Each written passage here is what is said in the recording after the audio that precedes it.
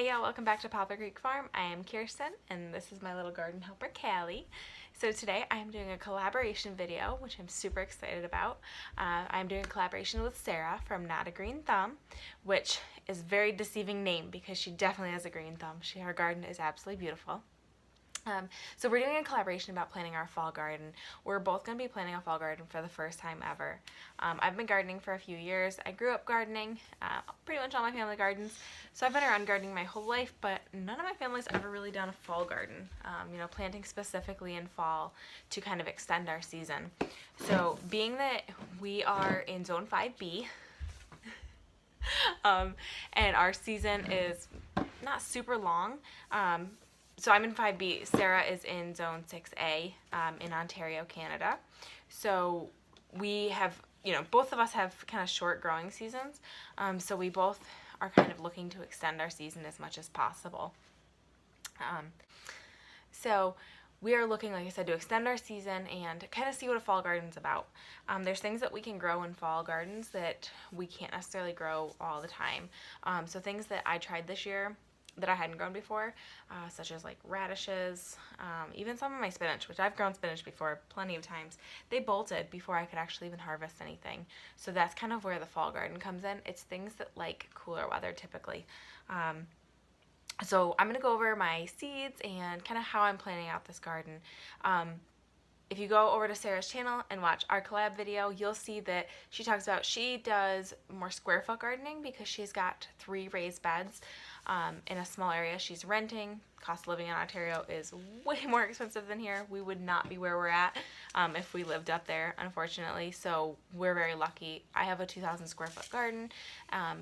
But even with that, because I'm trying to grow most of my family's food for the year, I have to kind of be careful in my space and utilize it to the best of my ability. So as I pull things out from my spring summer garden, I will be putting things in for my fall garden. Baby and silly.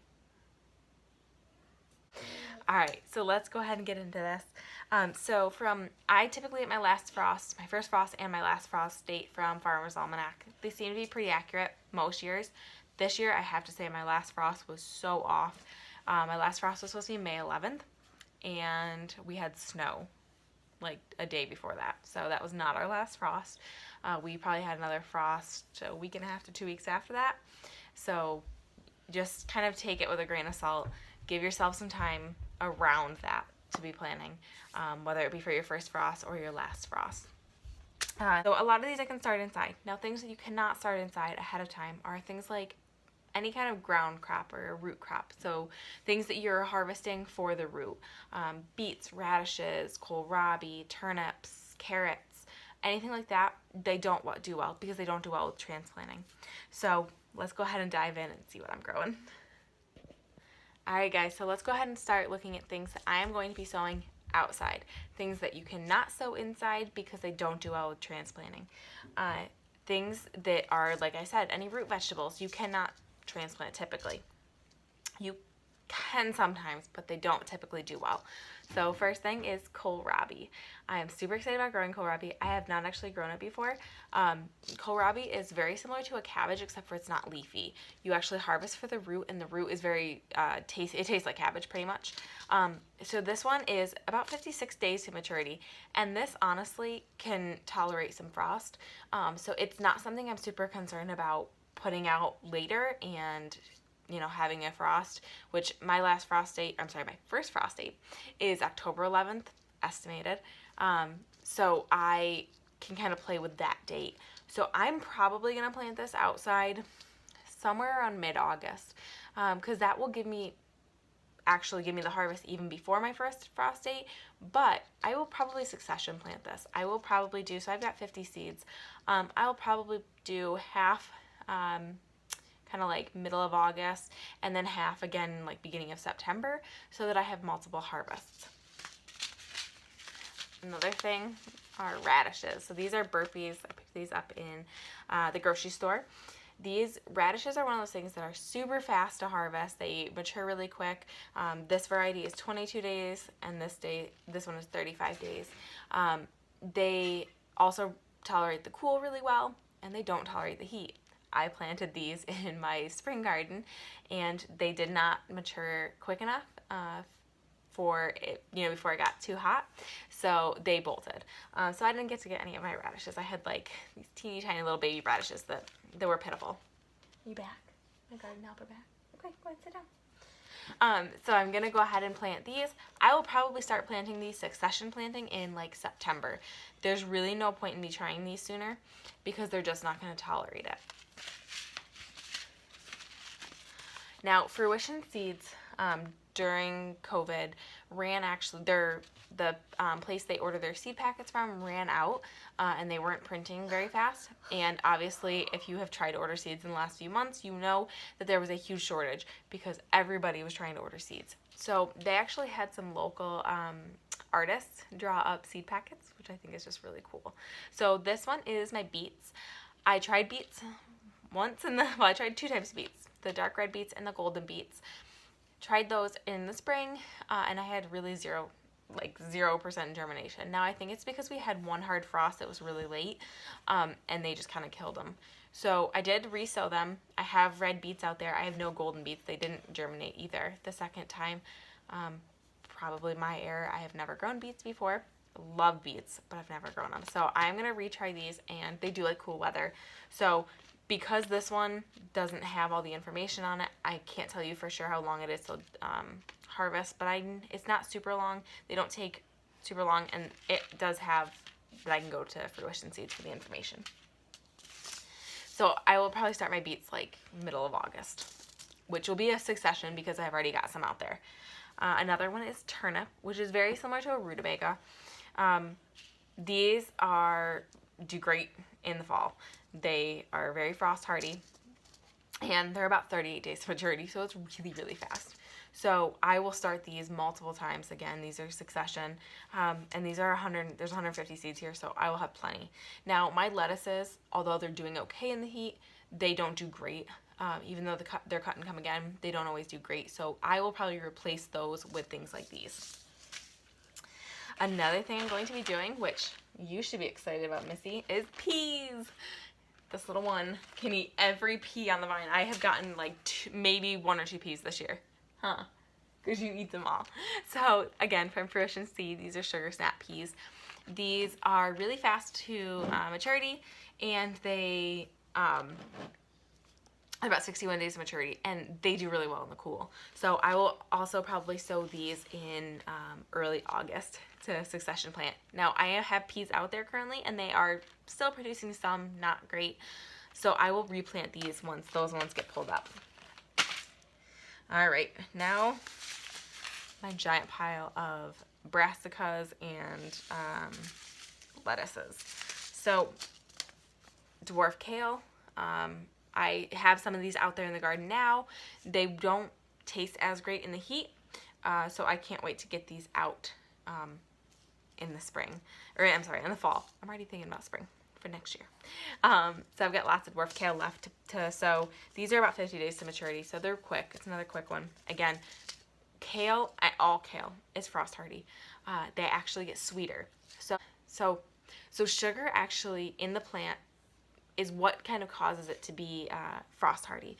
It is its own little antifreeze. So kales and things like that, a lot of brassicas get sweeter in the cool weather because they're meant to get sweeter to prevent frost or prevent damage from frost. So I'm really excited, although I love this kale anyways. So good. So another kale. This is a rainbow kale. It's got that red, purpley red in the middle. And these are another pretty quick one. These are 50 days to maturity. So these, what I really like about Fruition is she does different maturity dates. So 8 days to microgreens, 25 to baby leaves, and 50 to full harvest. So I'm super excited. Again, I'll plant these I'll probably plant all my kales in end of August, early September. Beautiful big kale. This is Lacinato Kale. I'm probably saying that totally wrong, but it's a beautiful dark kale. I'm really excited. Again, 50 days to maturity. Again, super cold hardy. So I'll be planting those probably multiple times in the fall. my red cabbage from Baker Creek, Red Express. I have a couple of these out there right now. They're not doing a whole lot because it's gotten too hot. The summer has already been super hot. We had a really cold spring and then super hot summer. So there was really no time in between for these things to mature. I also realized I don't have any more green cabbage. I sowed all those seeds, which they are growing somewhat, but I definitely want more for the fall, so I will probably be getting some more. This was a free seed packet when I ordered my cabbages from Baker Creek, mustards. They were really tasty while they were out there, but they bolted really fast. And actually, they're beautiful flowers. I still have them out there, and I'm going to harvest seeds from them. But I will plant these again because I want to actually be able to harvest them a little bit more. Tatsoi, which is another type of, it's like a lettuce or a green. It's a Asian green, so I'm really excited to try that as well. This one has a ton of seeds, so I will probably succession plant that. The two lettuces that I have out in my garden right now are this blonde lettuce and Play-Doh 2, both from Fruition Seeds, and I will be planting those again for fall.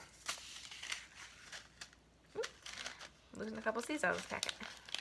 I also have some spinach that was given to me from my brother-in-law. He was moving and wasn't able to do a garden this year. These I planted in the spring and they bolted before they could do anything, which was really, really sad. I had like these little teeny baby cabbages that bolted.